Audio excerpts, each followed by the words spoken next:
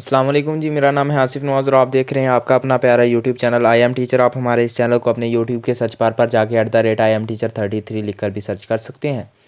तो आज हम जो है बहुत इंपॉर्टेंट वीडियो लेके आए हैं आपके लिए। फ़िज़िक्स 101 के जो बच्चे हैं, ख़ासकर उनके लिए, स्टूडेंट्स हैं जो भी, इसमें हम जो है ना फ़िज़िक्स 101 का जो सैम्पल पेपर है ना उसके बारे में डिस्कशन करेंगे। मैं बताऊँगा कि सैम्पल पेपर को हल कैसे करना है, ठीक है जी। तो सबसे पहले इसका हम डिस्ट्रीब्यूशन देख लेते हैं मार्क्स की, या फिर हम देख लेते हैं नंबर्स जितने भी सवालात हैं उसके हिसाब से। हमारे पास जो है वो एक शॉर्ट क्वेश्चन होगा जिसमें एक क्वेश्चन के 3 नंबर होंगे, और टोटल जो हमारे पास शॉर्ट क्वेश्चन होंगे वो होंगे 6। ठीक है, उनमें से आपने सिर्फ 4 करने हैं और उसके टोटल नंबर होंगे 12। ठीक है, फिर आपके पास 5 नंबर होंगे एक लॉन्ग क्वेश्चन के, और वो जो होंगे आपके पास 4, और उनमें से आपने 3 करने हैं और टोटल आपके पास होंगे 15। एक हमारे पास नंबर होगा एक एमसीक्यूज़ का, 40 एमसीक्यूज़ होंगे, 33 करने होंगे। तो टोटल मिला के हमारे पास जो आपके पास टोटल नंबर बनेंगे ना वो बनेंगे 60। ठीक है जी। तो आपके पास जो टाइम होगा वो 90 होगा, 90 मिनट्स। तो चलते हैं जी अपने एमसीक्यूज़ के बारे में थोड़ा बता दूं कि एमसीक्यूज़ जो है वो ही है टोटल। फाइल आपको मिल जाएगी, फाइल की टेंशन नहीं लेनी है आपने। आपने क्या करना है, आपने मेरे नंबर पे आना है। मैं नंबर आपको आता होगा, नहीं आता तो स्क्रीन के नीचे आपको डिस्क्रिप्शन में मिल जाएगा, और नंबर पे आके आपने सब्सक्रिप्शन का जो स्क्रीनशॉट सेंड किया, जिन्होंने किया हुआ है वो भी, और जिन्होंने नहीं किया हुआ वो भी, मेहरबानी फरमा के जो है मेरा चैनल सब्सक्राइब करें, वीडियो को लाइक करें और स्क्रीनशॉट मुझे सेंड करें। आपको ये फ़ाइल मिल जाएगी। ये सॉल्व हुआ पेपर है, इंशाल्लाह आपको इससे बहुत ज़्यादा मदद मिलेगी, ख़ासकर न्यूमेरिकल्स में और ख़ासकर शॉर्ट क्वेश्चन में। तो चलें जी, चलते हैं अपने वीडियो का आगाज़ करते हैं। सबसे पहले शॉर्ट क्वेश्चंस की तरफ आते हैं। ठीक है, तो आपने शॉर्ट क्वेश्चन जितना हो सकता है उतना शॉर्ट लिखना है, ज़्यादा लंबा लेके नहीं जाना। सबसे पहले हमारे पास जो शॉर्ट क्वेश्चन आ रहा है, और एमसीक्यूज़ के बारे में मैं बताने लगा था। जो एमसीक्यूज़ है ना, आप क्या करें कि आप एमसीक्यूज़, मेरी वीडियो जो एमसीक्यूज़ वाली है उसमें सारी जो है ना एमसीक्यूज़ हैं जो भी इसमें मौजूद हैं। ठीक है, आप फाइल ले लीजिएगा, उसमें सारे एमसीक्यूज़ हैं, उससे ज़्यादा और बेहतरीन तरीके से मैंने एक्सप्लेन किए हैं।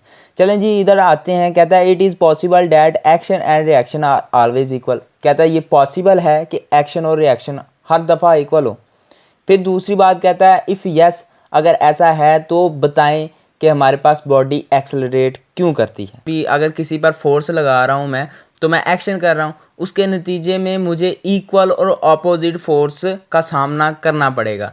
लेकिन इसने कहा है कि बॉडी एक्सेलरेट क्यों करती है, क्योंकि हमारे पास जो बॉडी इसलिए एक्सेलरेट करेगी जब हमारे पास जो नेट फोर्स होगी उस बॉडी पर मेरे पर एक्ट करती हुई, वो जितनी भी मैं फोर्सेस लगा रहा हूँ उसका सम होगा। ठीक है, वो तो मुझ पे फोर्स लगा रही है, लेकिन जितनी मैं उस पर फोर्स लगा रहा हूँ वो मेरा सम है। ठीक है, क्योंकि मेरी फोर्स ज़्यादा है। ठीक है, मेरी फोर्सेस का सम ज़्यादा है। मैं जो पुशिंग की फोर्स लगा रहा हूँ तो वो भी मुझ पे पुशिंग का फोर्स लगाएगा, तो हिसाब बराबर। लेकिन और भी कुछ फोर्सेस हैं जो उस पर लग रही हैं। ठीक है, जो और भी कोई फोर्सेस हैं जो उस पर लग रही हैं, जिसकी वजह से मैं उसे धक्का दे दूंगा और एक्सेलरेट कर जाऊंगा। ठीक है जी, समझ आ गई होगी। अगर नहीं समझ आई फिर भी कमेंट बॉक्स में बताएं, मैं इंशाल्लाह उसके बारे में क्लियर कर दूंगा। आपने एज इट इज़ जैसे मैंने ये डेफिनेशन लिखी है आपने लिख देनी है, इंशाल्लाह आपके मार्क्स अच्छे हो जाएंगे। फिर कहता है Kepler's third law of planetary motion. कहता है कि जो हमारे पास केपलर्स का तीसरा कानून है प्लानिटरी मोशन के लिए, यानी प्लांट्स का जो मोशन होता है, प्लैनेट्स का जो मोशन होता है, किसी भी प्लैनेट का किसी चीज़ के गिर्द जो मोशन होता है, एक्सिस के गिर्द मोशन होता है, उसके बारे में आपने मैथमेटिकल फार्मूला बताना है। तो यहाँ पर मैथमेटिकल फार्मूला है जो केपलर्स का, वो क्या है, the Kepler's third law is P square is equal to A का क्यूब। अब पी क्या है, हमारे पास पी प्लैनेट का ऑर्बिट है और उसका हमने लेना है स्क्वायर। तो वो किसके इक्वल होगा, हमारे पास जो सेमी मेजर एक्सिस होंगे ना उसके साइज के क्यूब के इक्वल होगा, उसके साइज के क्यूब के इक्वल होगा। यानी जितना उस प्लैनेट ने ऑर्बिट कवर करना है, ठीक है, जितना उस प्लैनेट ने ऑर्बिट कवर करना है और आप कह सकते हैं कि उसका जो सेमी मेजर यानी आधा जो हिस्सा होता है मेजर आपका कह सकते हैं एक्सिस होता है, मेजर एक्सिस, उसका साइज़ 3 गुना होना चाहिए, ठीक है। तो वो उसके इक्वल होगा। तो हम इसे किस में शो करेंगे, हम इसे एस्ट्रोनॉमिकल यूनिट्स में शो करेंगे, ठीक है जी। नेक्स्ट चलते हैं। कहता है when do you usually drop a ball from a certain height. कहता है कि जब आप कभी एक सर्टेन हाइट से, ख़ास जो है हाइट, उससे आप क्या करते हैं, आप नीचे बॉल फेंकते हैं और ये एक्सेलरेट करती है डाउनवर्ड, एक्सेलरेट करती है, इस पर ग्रेविटेशनल फोर्स अमल कर रही है, ठीक है, जिसे हम एक्सेलरेशन भी कहते हैं, यहाँ पर हम ग्रेविटेशन कहेंगे। तो 9.8 मीटर पर सेकंड। कहता है कि अगर if you instead throw in downward, कहता है अगर आप इसे डाउनवर्ड थ्रो करने के बजाय इसे क्या करते हैं, then its acceleration instantly after departure your hand assuming no air resistance. कहता है कि अगर आप बाल ऊपर से जब बाल ऊपर से आती है तो उस पर जो फोर्स जो एक्सेलरेट करती है वो 9.8 मीटर पर सेकंड स्क्वायर करती है। कहता है कि अगर आप थ्रो करें अपने हाथ से नीचे की तरफ तो इसकी जो एक्सेलरेशन है वो इंस्टेंटली जो है ना इंक्रीज़ हो जाती है, ठीक है। तो हमारे पास अगर इसके एयर रेजिस्टेंस ना हो तो बताएं, तो भी इस पर जो ग्रेविटी अमल करेगी ना वो 9.8 मीटर पर सेकंड स्क्वायर ही होगी, ठीक है जी। अब यहाँ पर वही आंसर लिखा है कि gravity is acting on the force of a ball, net force is mg, ठीक है जी। When you drop a ball it's accelerate downward. कहता है कि ये एक्सेलरेट करता है डाउनवर्ड 9.8 मीटर पर सेकंड स्क्वायर, ये इसकी एक्सेलरेशन होगी, gravitational acceleration. If instead throw in downward then its acceleration immediately after leaving your hand. कहता है जैसे ही उसने आपके हाथ को लीव किया उस वक्त भी उसकी जो एक्सेलरेशन, ग्रेविटेशनल एक्सेलरेशन होगी वो 9.8 मीटर पर सेकंड स्क्वायर ही होगी। चौथे क्वेश्चन की तरफ चलते हैं। अब इसमें बताया गया है कि हमारे पास जो फ्रेम ऑफ रेफरेंस है न्यूटन्स के, किस फ्रेम ऑफ रेफरेंस में न्यूटन के तीनों कानून जो है वो लाए करते हैं। तो आपने सिंपल अपना ओपिनियन देना है, क्या ये इनर्शियल फ्रेम ऑफ रेफरेंस में या non inertial frame of reference में अमल करते हैं। तो आपने सिंपल एक लाइन में जवाब दे देना है कि ये इनर्शियल फ्रेम ऑफ रेफरेंस में अमल करते हैं, ठीक है जी। कहता है कि हमारे पास वो electrical technology revolves around the devices. कहता है कि हमारे पास जितनी भी इलेक्ट्रॉनिक डिवाइसेस हैं, इलेक्ट्रॉनिक टेक्नोलॉजी है, इन डिवाइसेस के गिर्द रिवॉल्व करती है, इन डिवाइसेस के गिर्द ही होती है। जैसे मोटर हो गया, जनरेटर हो गया, ट्रांसफार्मर हो गया। तो आप जानते हैं कि मोटर, मोटर, जनरेटर वगैरह ये सारे इलेक्ट्रिकल इंस्ट्रूमेंट्स हैं, ठीक है जी। तो ये इलेक्ट्रिसिटी ये किसकी वजह से होते हैं, फ्लो ऑफ चार्जेस की वजह से। तो फ्लो ऑफ चार्जेस की वजह से हमारे पास इलेक्ट्रॉन्स जब फ्लो करते हैं तो इलेक्ट्रिसिटी पैदा होती है, साथ इलेक्ट्रिकल फील्ड पैदा होती है और साथ मैग्नेटिक फील्ड भी पैदा होती है। तो ये सारी चीज़ें जो हैं वो इलेक्ट्रोमैग्नेटिक इंडक्शन पर अमल करती हैं। किस पर अमल करती हैं जी, इलेक्ट्रोमैग्नेटिक इंडक्शन पर, ठीक है जी। और जो किसने दिया था वो मैकल फ्राइडे ने ये सारा आपको इसके बारे में कानून बताया था। तो devices of motor, generator and transformer came into existence as result of discovery of electromagnetism. अब कहता है कि हमारे पास जो शिप है क्रशिज वो विद आ कांस्टेंट वेलोसिटी, हमारे पास एक कांस्टेंट वेलोसिटी होती है। When the thrust from its engine is a constant 10,000 newton. What is acceleration of ship? What is the force of air resistance acting on it? देखें जी, चूँकि इसकी जो force है, सबसे पहले फोर्स की बात करते हैं तो वो तो 1000 न्यूटन है और 10,000 न्यूटन है। तो इसको जो आगे से फोर्स लगेगी वो भी इक्वल मैग्नीट्यूड में होगी, ठीक है। तो वो भी कितनी होगी, 10,000 न्यूटन में, ठीक है, जो एयर रेजिस्टेंस होगी। लेकिन अब चूँकि हमारे पास जो वेलोसिटी है वो कांस्टेंट है, तो हमारे पास वेलोसिटी कांस्टेंट होगी तो एक्सेलरेशन क्या होगी, ज़ीरो होगी। तो इसका आंसर भी यही है कि जब हमारे पास the acceleration of ship is zero, acceleration जो होगी शिप की वो ज़ीरो होगी, because a ship cruises with a constant velocity. क्योंकि वो कांस्टेंट वेलोसिटी के साथ क्रश करती है। तो हमारे पास जो कांस्टेंट वेलोसिटी होती है, जब कांस्टेंट वेलोसिटी लेंगे तो हमारे पास एक्सेलरेशन क्या होगी, ज़ीरो होगी। The forces of air resistance acting on a body is equal to, ये मैं आपको बता चुका हूँ, तो वो हमारे पास रेजिस्टेंस क्या होगी, 10,000। अब हम लॉन्ग क्वेश्चन की तरफ आते हैं, लॉन्ग क्वेश्चन को ज़रा डील करते हैं कि ये क्या कहना चाह रहा है। इसमें बस उसने कहा है कि calculate the rotational kinetic energy of sphere, कि आपने कैलकुलेट करनी है rotational kinetic energy of sphere की। अगर इसने वैल्यूज़ दी होती तो मैं लाजमी करके बताता, लेकिन आप खुद भी इसे कर सकते हैं वैल्यूज़ ऐड वगैरह करके, ठीक है जी। तो हमारे पास जो फार्मूला होता है रोटेशनल काइनेटिक एनर्जी का, वो होता है 1/2 मल्टीप्लाई मोमेंटम ऑफ इनर्शिया और एंगुलर वेलोसिटी का स्क्वायर। 1/2 कांस्टेंट है, वैसे का वैसे आ जाएगा। मोमेंटम ऑफ इनर्शिया आई से रिप्रेजेंट करता है और एंगुलर वेलोसिटी को हम ओमेगा से शो करते हैं। तो हमारे पास काइनेटिक एनर्जी यानी के डॉट ई, आप यहाँ फिर आप के भी कह सकते हैं, 1/2 आई ओमेगा स्क्वायर के इक्वल आएगी, ठीक है जी।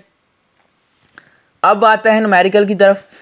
कहता है कि calculate the magnitude of angular momentum of the earth. आपने एंगुलर मोमेंटम का मैग्नीट्यूड जो है ना अर्थ का, वो आपने कैलकुलेट करना है। तो जो कि किसके गिर्द घूम रहा है, सन के गिर्द घूम रहा है। अब जो मास है अर्थ का वो कितना बताया हुआ है, 5.97 मल्टीप्लाई 10⁻24 kg। और इसका जो सर्कुलर मोशन है और जो रेडियस है इसका सर्कुलर मोशन के दौरान वो है 1.5 मल्टीप्लाई 10⁻11। और इसकी जो स्पीड है वो क्या है, इसकी स्पीड है 2.98 मल्टीप्लाई 10⁻4 मीटर पर सेकेंड स्क्वायर, ठीक है जी। तो यहाँ पर हम सबसे पहले चूँकि रोटेशनल काइनेटिक एनर्जी हम जान चुके हैं कि उसे उसका फार्मूला क्या है, वो है 1/2 इनर्शिया, फिर हमारे पास क्या आ जाता है कि एंगुलर वेलोसिटी का स्क्वायर। और यहाँ पर हमारे पास इनर्शिया कहीं भी नहीं, तो सबसे पहले इनर्शिया निकालेंगे। तो इनर्शिया का फार्मूला क्या है जी, इनर्शिया का फार्मूला है m multiply by R square, यानी m हमारे पास मास और आर स्क्वायर क्या होगा, आर स्क्वायर होगा रेडियस ऑफ द अर्थ। अर्थ का जो रेडियस उसका स्क्वायर लें तो हमारे पास इनर्शिया क्या आएगा, 1.08 मल्टीप्लाई 10⁻4 किलो जूल मीटर पर मीटर स्क्वायर, ठीक है जी। अब हमने एंगुलर वेलोसिटी निकालनी है। तो एंगुलर वेलोसिटी क्या होती है कि हम as the ratio of linear velocity to the radius of orbit, हमारे पास एंगुलर वेलोसिटी क्या है, हमारे पास लीनियर वेलोसिटी है और रेडियस है किसका, ऑर्बिट का। तो हमारे पास हमारे पास लीनियर वेलोसिटी ये थी 2.9 मल्टीप्लाई 10⁻4 और हमने तकसीम कर देना है इसे 1.5 मल्टी जो इसका रेडियस है। तो हमारे पास अब एंगुलर वेलोसिटी क्या आएगी, 1.9 मल्टीप्लाई 10⁻⁻7 रेडियन पर सेकेंड।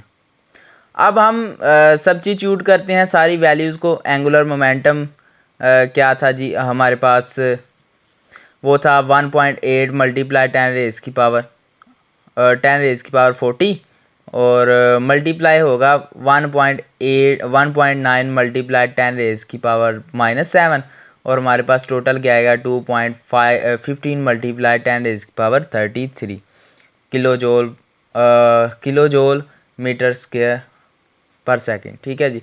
तो हमारे पास जो एंगुलर मोमेंटम आया अर्थ का वो क्या आया, 2.15 मल्टीप्लाई 10⁻33, ये जी हमारे पास एंगुलर मोमेंटम निकलेगा, ठीक है जी। अच्छा, एंगुलर मोमेंटम का आप सोच रहे होंगे एंगुलर मोमेंटम आया कहाँ से, हमने एंगुलर मोमेंटम का यहाँ पर फार्मूला लगाया है। अच्छा, अब कहता है कि हमारे पास एक जगलर होता है, वो थ्रो करता है बाल को, जो बाल जो है वो 1.6 सेकेंड तक जो है ना वो ऊपर रहती है लैंड करने से पहले। और कितनी दूर जाती है वो 75 सेंटीमीटर दूर जाती है। और हमारे पास जो इनिशियल वर्टिकल और हॉरिजॉन्टल आपने वर्टिकल और हॉरिजॉन्टल वेलोसिटी के कंपोनेंट्स निकालने हैं, ठीक है जी। चलें जी, हम जानते हैं कि हमारे पास जो डी होता है, ठीक है जी, डी होता है वो किसके इक्वल, यहाँ पर हम चूँकि वर्टिकल कंपोनेंट्स निकालना चाहते हैं, क्या निकालना चाहते हैं, वर्टिकल कंपोनेंट्स, तो हम वी एक्स लेंगे, क्योंकि ये थोड़ा सा आप कह सकते हैं कि MS वर्ड है, तो यहाँ पर मैथ टाइप की तरह नहीं हो सकता, तो इसके लिए माजरत। एक्स की हमारे पास फार्मूला होता है V is equal to D/T, तो V उधर जाके मल्टीप्लाई होगा, तो हमारे पास D की जगह हम X लेंगे, X is equal to V X। X क्यों ले रहे हैं, क्योंकि हमने X एक्सिस पर निकालना है IT। ठीक है जी। अब हमने क्या निकालनी है, सोल्विंग फॉर वेलोसिटी Vx के लिए x/t आ जाएगा। तो हमारे पास अगर सेंटीमीटर को मीटर में चेंज करें तो 0.75 मीटर आते हैं हमारे पास डिस्टेंस, और टाइम हमारे पास कितना लग गया था 1.6t। ठीक है जी। इसे हम करेंगे तो हमारे पास राउंड ऑफ करके क्या आएगा 0.469। ठीक है जी। अब हमने वाई एक्सिस पर मालूम करना है। वाई एक्सिस पर हम जानते हैं चूँकि बॉडी जो है हवा में थी तो उस पर जो ग्रेविटी होगी वो अमल करेगी। ठीक है जी। तो चूँकि ग्रेविटी के ऑपोजिट साइड पर ऊपर को बाल जा रही थी तो डिसलेरेशन होगी, इसलिए हमारे पास जो ग्रेविटी आएगी वो नेगेटिव आएगी। तो ग्रेविटी की वैल्यू क्या है 9.81 मीटर पर सेकंड। चूँकि ये माइनस में हो जाएगी तो माइनस में आ जाएगा -9.81। अब हमने दोबारा सेकंड इक्वेशन को यूज़ करना है, जो है कि जो हमारे पास थी असल में D इज़ इक्वल टू, या आप उसे S भी कहते थे, S is equal to VT plus 1/2 AT का स्क्वायर। ठीक है जी। हमारे पास टोटल हमारे पास जो थी पहले वो क्या थी VT प्लस 1/2 AT का स्क्वायर। अब यहाँ पर हमने क्या लिया है, हमने लिया है Y, हमने लिया है VY। वाई क्यों लिया है कि हम वाई एक्सिस पर निकालना चाहते हैं। तो यहाँ पर Y is equal to VT plus 1/2 AT square. अब हमारे पास ए की जगह जी की वैल्यू आ जाएगी। जी की वैल्यू क्या है 9.8 मीटर पर सेकंड स्क्वायर। ठीक है। और हमने निकालना है वाई, तो जब इनकी वैल्यूज़ हम पुट करेंगे, ठीक है जी, वैल्यूज़ पुट करने से हमारे पास जो आंसर आएगा वो आएगा 4.90 मीटर पर सेकंड। ठीक है जी। वी वाई की वैल्यू निकालनी है, तो वी वाई की वैल्यू निकालनी है हमने, तो वी वाई की वैल्यू निकालेंगे तो क्या आएगा, हमारे पास आंसर आएगा 4.9 मीटर पर सेकंड। अच्छा, तो यही हमारे पास अब वैल्यूज़ आ गई हैं। एक्स एक्सिस की वैल्यू, एक्स कंपोनेंट्स पर वैल्यू आ गई। एक्स कंपोनेंट पर हमारे पास वैल्यू क्या थी, वो थी 0.469, और वाई कंपोनेंट पर में भी हमारे पास वैल्यू आ गई है जो कि 4.9t। ठीक है जी। चलें जी, अब कोफिशिएंट निकालते हैं फोर्स का। हमने अब देखना है कि ये हमारे पास डायग्राम दी हुई है, कहता है कि ये इस पर टेंशन लग रही है इस तरह से। ठीक है जी। तो हमने ये टेंशन मालूम करनी है। अब एक्सेलरेशन किस तरफ है, जिस तरफ फोर्स लग रही है, और हमारे पास m क्या है, ये मास है। ठीक है जी। तो फ्रिक्शन का जो उसने कोफिशिएंट फ्रिक्शन दिया है या काइनेटिक फ्रिक्शन दी है इस पर जो अप्लाई हो रही है इस बॉक्स पर, तो वो क्या है 0.3। अब सबसे पहले हमने क्या निकालनी है, जो हमने वेट निकालना है, क्योंकि इसका कोई ना कोई वेट होगा, और उससे पहले फ्रिक्शन निकालनी है। हमें सिर्फ फ्रिक्शन दी हुई है और नॉर्मल फोर्स दी हुई है। ठीक है जी। फ्रिक्शन निकालेंगे तो फ्रिक्शन कैसे निकलेगी, वो निकलेगी friction is equal to coefficient of normal force. और वेट निकालना चाहेंगे तो वेट हमारे पास क्या निकलेगा, वेट होगा मास मल्टीप्लाई एक्सेलरेशन ऑफ ग्रेविटी। तो एक्सेलरेशन क्या है 3.50 और मास क्या है 3.50। जब इनको मल्टीप्लाई करेंगे तो हमारे पास वेट निकल आएगा जो आएगा 34.35 न्यूटन। तो ये एक नॉर्मल फोर्स होगी, क्योंकि हम जानते हैं F is equal to mg, यहाँ F is equal to m है, तो हमारे पास W is equal to mg, तो हमारे पास फोर्स और वेट एक ही क्वांटिटीज़ हैं। ठीक है जी। तो हमारे पास नॉर्मल फोर्स ये आई। अब हम फ्रिक्शन निकाल सकते हैं, तो हमने फ्रिक्शन निकाल ली। अब फोर्स किसके इक्वल है, फोर्स इक्वल है एम ए के इक्वल, तो हमारे पास नेट फोर्स क्या होगी, नेट फोर्स होगी 3.5 माइनस 10 माइनस 30 यानी 10.3 आ जाएगा। जब हम इसमें से माइनस करेंगे टोटल फोर्स को, तो हमारे पास जो एम में आएगा वो किसके इक्वल आएगा, -6.8001 न्यूटन। अब m की हमारे पास वैल्यू है m उधर जाके डिवाइड हो जाएगा। जब डिवाइड होगा तो हमारे पास टोटल एक्सेलरेशन क्या आएगी 1.943। ठीक है जी। अब हम जानते हैं कि हमारे पास फोर्स किसके इक्वल है, वो है एम ए के इक्वल। हमारे पास जो टेंशन है वो ज़्यादा है फ्रिक्शन फोर्स से। किससे ज़्यादा है? फ्रिक्शन फोर्स से। तो हमने टेंशन निकालनी है, तो टेंशन इधर ही रहेगी, माइनस फ्रिक्शन फोर्स उधर जाके प्लस में हो जाएगी। अब इसे हम ऐड करेंगे तो हमारे पास क्या आएगा 10.315 न्यूटन। ठीक है जी, ये हमारे पास टेंशन का फार्मूला सॉरी यहाँ से तो फ्रिक्शन उधर जाके जमा हो जाएगी। फ्रिक्शन का हमने वैल्यू पुट की जो थी 10.30115 न्यूटन, और इधर हमने ये जो फोर्स निकाली हुई थी एम ए की वो हमने पुट कर देनी है। ठीक है, तो हमारे पास टेंशन आ जाएगी जो है -6.776। ये हमारे पास टेंशन की फोर्स है। ठीक है जी। तो ये था जी सैम्पल ऑफ पेपर, जिसमें हमने 4 लॉन्ग क्वेश्चन किए और 6 जो है शॉर्ट क्वेश्चन किए। अगर कहीं से समझ ना आई हो तो आप लाजमी कमेंट किया करें और कमेंट करके पूछ सकते हैं। मिलते हैं अगली वीडियो में, तब तक के लिए अल्लाह हाफिज़।